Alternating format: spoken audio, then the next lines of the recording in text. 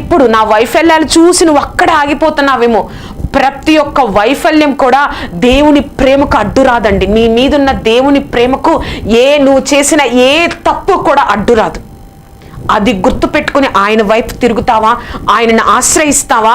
నీ యొక్క తప్పులను, నువ్వు పొందిన వైఫల్యాలను ఇప్పటి వరకు ఎలా కడిపావో వదిలేసి, ప్రభా ఈ తప్పు చేశాను, నన్ను క్షమించు, ఇప్పటి నుంచి నేను నిన్ను రక్షకుడిగా అంగీకరిస్తున్నా, ఇప్పటి నుంచి నేను రూతులాగా, ఎలా అయితే రాహబులాగా నీలో ఉండాలని నేను అనుకుంటున్నాను ప్రభా, నాకు సహాయం చేయవా, నన్ను ఆశీర్వదించవా, నాలో నీ యొక్క సమాధానాన్ని ఇవ్వవా, నాలో నీ యొక్క వెలుగును ప్రకాశింప చేయవా అని నువ్వు ప్రార్థన చేసినట్లయితే దేవుడు తప్పకుండా తన యొక్క ఆత్మ కార్యాన్ని నీ జీవితంలో చేస్తారండి.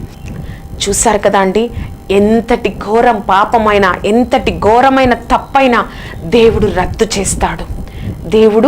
చేస్తాడు.